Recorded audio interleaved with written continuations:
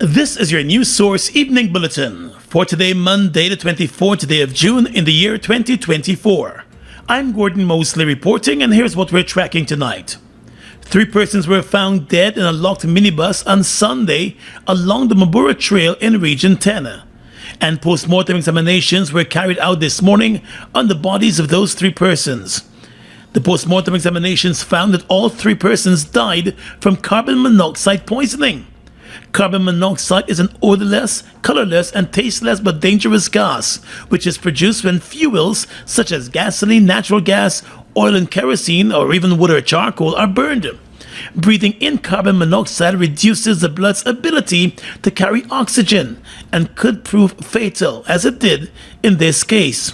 The 3 victims were identified as Leon Achi, who was the driver of the minibus, and his 2 passengers, Reva Boville and Vincent Fawcett. The minibus with the 3 persons was on its way to Georgetown when it reportedly got stuck in a slush of mud at 28 miles Mabura along the roadway, which is known as the Mabura Trail. It is suspected that after the driver could not get the bus out of the mud hole, they decided to sleep in the minibus until the break of dawn, when the road becomes much busier and help would have been available. The windows of the bus were found locked with the air conditioning on.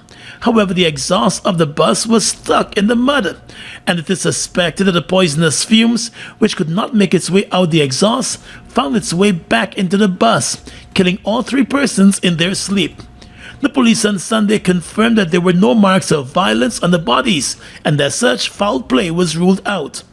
In a statement today, the Ministry of Public Works reminded of roadworks that are being done along the Mabura Trail and encouraged drivers to be careful, especially in the rainy season.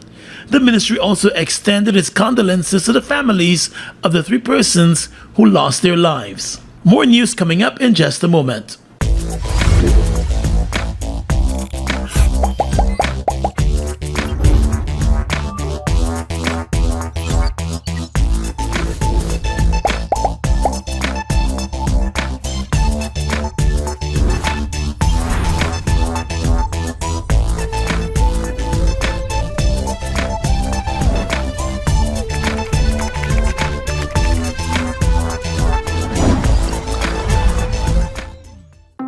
It's one of your biggest goals, getting your own home, where memories are made, where happiness lives.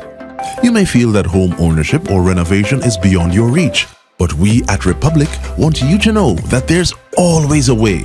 Ask us about our suite of mortgages. Let's help make your housing wishes come true, or advise on how the equity in your existing home can finance other dreams and goals. Call or go online to learn more. Are you or someone you know in the practice of stealing electricity? Stop. Placing energized wires on roadways, over trenches, dams, and other places can cause electrocution and death of people and animals. To report electricity theft, call us on 225-5251 from 8 a.m. to 4:30 p.m. Monday to Friday. You can also contact our call center at 226-2600. A message from the Guyana Power and Light, Inc.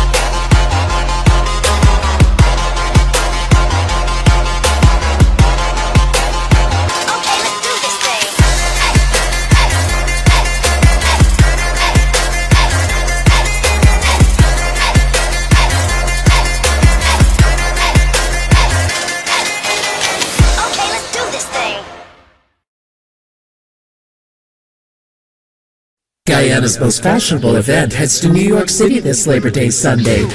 Wine, wine, wine, wine, wine, wine, wine, soca and wine, soca Soca and wine. Soca and wine. Soca and Wine Tropical Escape NYC edition. Let's escape to a place where everyone's free to express themselves through fashion and music with an atmosphere that creates a colorful paradise. Soca and Wine Tropical Escape New York edition. Sunday, 1st September at Brooklyn Boardwalk. Super early bird tickets, $60 USD. Tropical vibes by Boom FM. Fusion DJs and more to be added. Brought to you by Hits and Jams Entertainment. Tropical Escape NYC edition. In a shock move coming just days before the biennial delegates Congress and elections of the People's National Congress reform, the party's General Secretary, Don Hastings Williams, has tendered his resignation from the party. In a letter to the party leader today, Aubrey Norton, Ms. Hastings Williams cited the lack of readiness for this weekend's Congress and elections as one of the reasons for her decision to step away from the party, in addition to having concerns about financial accountability. With regard to the upcoming Congress and elections, she says she believes a 1-month period for preparation for such a Congress can lead to confusion, rather than having a fair and transparent process and outcome. She complained also that she has not been allowed to be involved in many aspects of the planning of the upcoming Congress and elections as the General Secretary of the party, noting that she has been sidelined in many instances. And with regard to the finances in the party, Hastings Williams said over the past year as General Secretary, she has been unable to provide any financial statement to the Central Executive Committee because she has been denied access to the party's monthly income and expenditure statements. She also said the working environment that Congress placed at this time is not conducive to working, with some persons issuing loud threats regularly. We will have more on this developing story tomorrow. A late-night row over a husband's alcohol drinking habit led to the stabbing death of a 34-year-old woman by the drunk husband. Police investigators identified the dead woman as Anuradha Khatun, who was a fruits vendor in the Western Marara area. In a statement, the Guyana Police Force reported that based on information gathered at around 11:30 on Saturday night, Khatun got into an argument with her 30-year-old reputed husband moments after the man returned to their Best Village West Coast Marara home in a drunken state. The police report indicated that the argument started after the woman complained to the man about his alcohol drinking, encouraging him to ease on the alcohol drinking. During the argument between the two, the 30-year-old husband, Neldan Neblet, who works as a fisherman, armed himself with a knife and stabbed the woman to her neck. The injured woman collapsed in the living room of the house as the husband ran away from the scene. The woman's 12-year-old son was awakened by his mother's screams, and he raised an alarm, according to the police report. Khatun was rushed to the Western Marara Hospital, where she was pronounced dead on arrival by doctors. Police investigators said the murder weapon was found on the floor of the kitchen in the house, and the suspect in the murder, Neldan Neblet, has since been arrested by the police. He remains in custody and is expected to face a murder charge later this week. As the Education Ministry rolls out the distribution of the Because We Care cash grant for school children, Minister responsible for finance, Dr. Ashni Singh, revealed today that a total of $9.2 billion will be distributed to the parents of children in both the public and private schools in the coming days. The minister explained that government has been placing more emphasis on young people, pointing out that the education sector alone has been allocated the largest sums in government's budgets over the years. This year, the sector's allocation amounted to more than $135 billion. The parents of every child registered in nursery, primary, and secondary schools across the country are expected to receive the Because We Care cash grant. A number of schools across the country started the distribution of the grants today, triggering long lines. Parents are being reminded to walk with the relevant identification documents to uplift the grant. The Auditor General's office is overseeing the distribution across the country. NYC, New York City. Get ready as the original Big People Party with the same vibes you've seen and loved comes to you this Labor Day weekend on Saturday, August 31st with some of the biggest one-man bands out of Guyana and New York. Look out for Super A, Murphy, Busta, and Super Terry. Big People Party!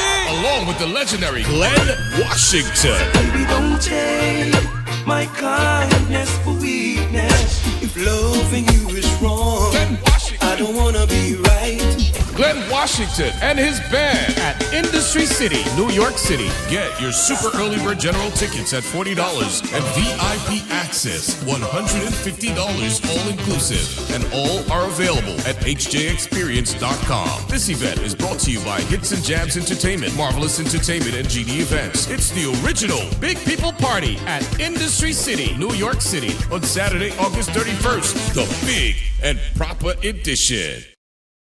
Mobil 1 is more than oil. It's many oils. It transforms at the molecular level. When cold, it's thicker than honey. When hot, it's thinner than water. Mobil 1 adapts and readapts to last longer. 16,000 kilometers between oil changes. That's your engine evolved. Sol Guyana is the authorized distributor of Mobil lubricants.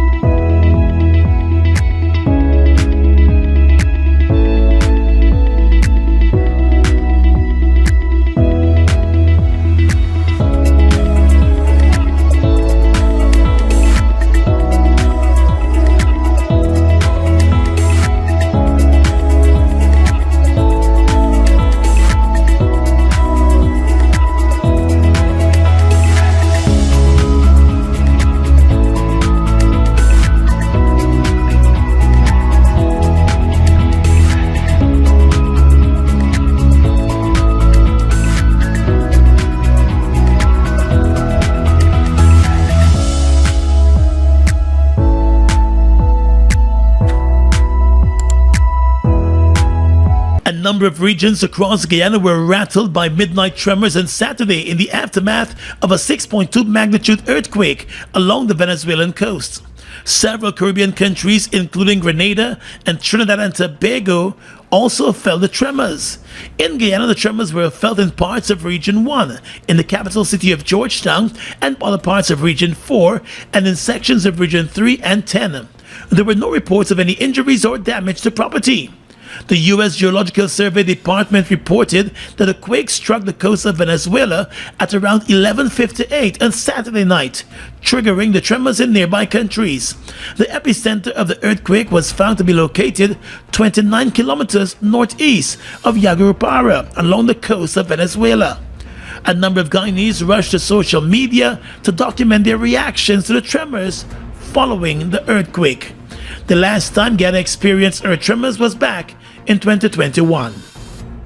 Well, in a joint statement issued over the weekend, 8 civil society groups, including the Guyana Human Rights Association, Transparency Guyana, Red Thread, and the Guyana Trades Union Congress, called on the government of Guyana to adopt a more dignified approach to dealing with industrial relation matters.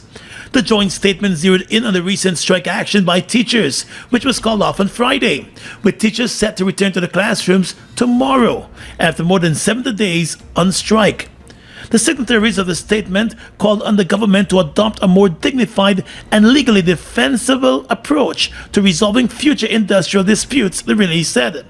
It said in the case of the education system, to do so threatens to destroy an institution that shaped the current leaders of the society. Noting that this year marks 148 years since the signing of the compulsory education bill, the groups expressed concern that the strike was treated in a callous and discriminatory manner, in which negotiating processes were prolonged, uninfluenced by either the judiciary or principles of collective bargaining. The civil society groups said prioritizing dealing directly with teachers rather than their trade union does not bode well for the future of constitutional protections for collective bargaining agreements. The groups also stated that the government's refusal to accept the High Court verdict on the legitimacy of the strike, along with threats to appeal to the Caribbean Court of Justice, were delaying tactics to drag out the dispute, which risks poisoning long-term relations between the ministry and the unions. The civil society groups also chided Vice President Barrett Jagdeo's suggestion that the government considers paying for affected students to be enrolled in private schools. The groups believe the prolonged strike action may have resulted in the weakening of the education of students, the aggravation of ethnic divisions in the society, and the sharp increase of teachers, especially male teachers, leaving the public education system, among other concerns. The Guyana Teachers Union agreed to call off the strike action by teachers last Friday, after inking a terms of resumption agreement with the Ministry of Education. Late leader of the People's National Congress Reform and former president of Guyana, Hugh Desmond Hoyt, was remembered as a true Guyanese statesman who placed the nation above partisan politics, according to the leader of the People's National Congress Reform, Aubrey Norton. Norton delivered the Hugh Desmond Hoyt 9th commemorative lecture at the Pegasus Suites on Friday.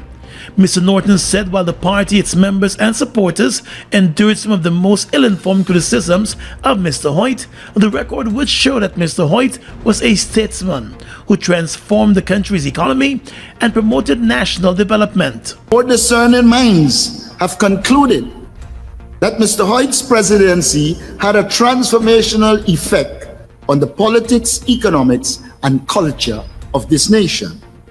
Many scholars, observers, and citizens of this country have recognized that Mr. Hoyt had the element in him which allowed him to place the interests of this nation above partisan political considerations. Norton said Desmond Hoyt had become skilled and experienced in the politics of Guyana, so much so that he understood what decisions needed to be taken to make the country truly independent and free. The man who understood the international environment and developed his policies and programs cognizant of the changing world at the time. Mr. Hoyt sought to put policies in place which would benefit not one section of the society, but the society as a whole. He was prepared to withstand criticisms for doing so. Many of you would recall he was called Desmond Facade. A lesson that is relevant now. He weathered the storm of criticism, but many in hindsight now applaud him for his leadership on the ethnic issue in Guyana. As a widely read and cultured human being, Mr. Hoyt was equally outstanding in his ministerial roles and stood out as one of Forbes Burnham's most outstanding ministers, Norton said. After becoming Minister of Home Affairs in 1969, Mr. Hoyt then went on to become the Minister of Economic Development, the Minister of Finance, the Minister of Works and Communication, and finally the first Vice President and Prime Minister of Guyana. He became president following the death of Forbes Burnham in 1985. In these ministerial positions, Mr. Hoyt acquired a comprehensive understanding of the racial, ethnic, social, and economic fabric of this nation.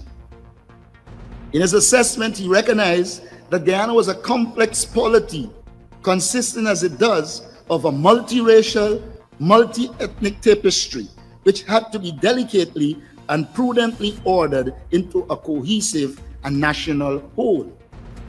At the heart of this matter was the question of unity of the races.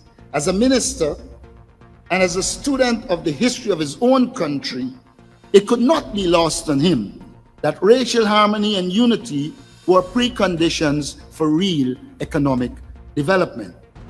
He had seen how the riots of February of 1962 and the racial tension of the society had cast a pall over the nation's development.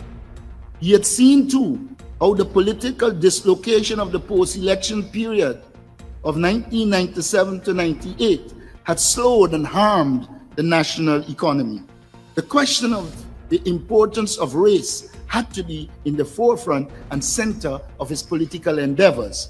I believe today this is still a critical issue to be addressed. And Norton said Mr. Hoyt saw the period after the signing of the Herdmanston Accord as an opportunity to change the politics of Guyana. The Herdmanson Accord and the St. Lucia Statement, Norton added, were the foundation for change and recognized the need for constitutional reform, greater democracy in the society, the entrenchment of human rights of citizens, and the improvements in the mode of governance. Guyana today, he said, could learn a lot from Desmond Hoyt and his policies that promoted a unified country. Look at the breathtaking beauty of the Essequibo. From its pristine rivers to its abundant resources, it's a treasure that belongs to Guyana, and we ask Venezuela to respect the rule of international law.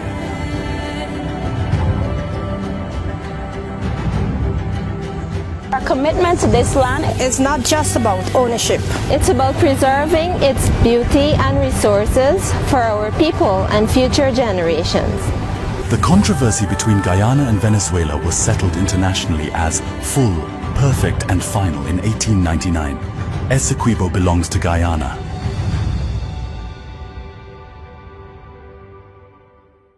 Guyana's economy is rapidly transforming, and we're all part of it. Guyoil is at the forefront of this development by providing reliable and efficient energy and supporting community development from the very core.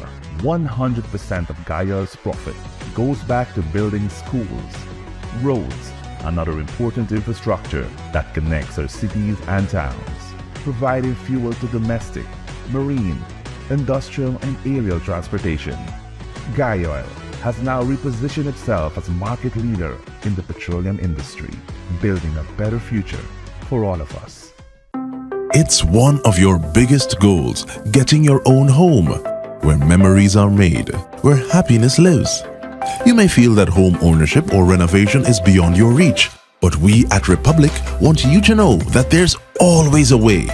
Ask us about our suite of mortgages. Let's help make your housing wishes come true, or advise on how the equity in your existing home can finance other dreams and goals. Call or go online to learn more.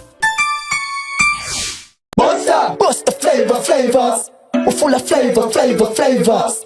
Bust the flavors, that me crave for. We're full of flavors. Tell your neighbors about the bust the flavors. Grab a bust the flavors. Yeah, thirst buster. Grab a buster. Bust the flavor, taste the savor. Bust the flavors. Bust the flavors. With your regional and international news tonight, I'm Svetlana Marshall in the region. The first Kenyan police officers assigned to a mission to tackle rampant gang violence in Haiti are leaving Kenya imminently. 4 officers on the mission and a former police officer told Reuters. Kenya volunteered last July to lead an international force to tackle violence in the Caribbean nation, where gangs control most of the capital, Port-au-Prince, and have carried out widespread killings, kidnappings, and sexual violence. The deployment has been repeatedly delayed by court challenges at home and a deterioration of security in Haiti, which in March forced the acting prime minister to resign. 4 officers who asked not to be named because they were not authorized to speak to the media said their weapons and personal belongings had been collected on Sunday evening to be loaded onto the plane.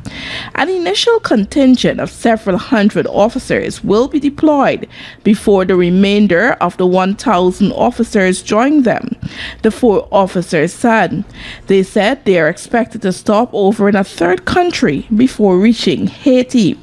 A former police officer in contact with members of the mission said the plane would depart on Tuesday. Kenya's government spokesperson did not respond to a request for comment. In addition to Kenya, Jamaica, the Bahamas, Barbados, Chad, Bangladesh have pledged personnel to the 2,500-strong mission, which is being funded primarily by the United States.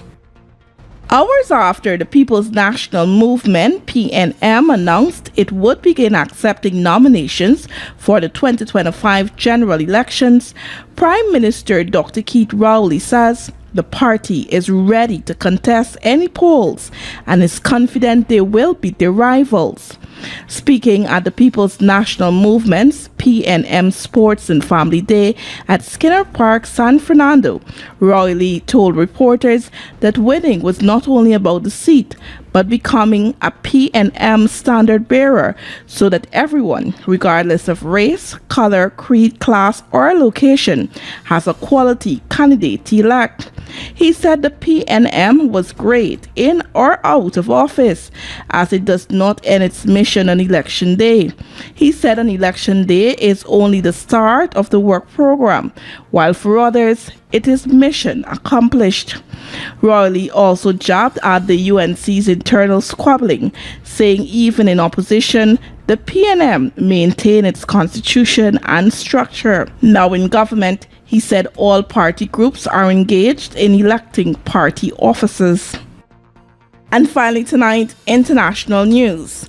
A lithium battery factory in South Korea was set on fire after multiple batteries exploded on Monday, killing 22 workers, most of them Chinese nationals, fire officials said. According to the BBC, the fire and a series of explosions ripped through the factory run by primary battery manufacturer Arisol, located in an industrial cluster southwest of the capital. The victims likely succumbed to extremely toxic gas within seconds of the blaze getting out of control, the official said. It was unclear what caused the explosions, and the fire was largely extinguished in about 6 hours. 18 Chinese workers and 2 South Koreans were among the dead. The nationality of the other deceased workers were yet to be confirmed. Kim Ching-young, an official of the fire service, told reporters, citing information from company officials. The blaze was first reported at 10:31 a.m. after a series of battery cells exploded inside a warehouse of 35,000 batteries, Kim said. And that's your News Source Evening Bulletin for tonight. I'm Svetlana Marshall reporting and encouraging you to stay safe.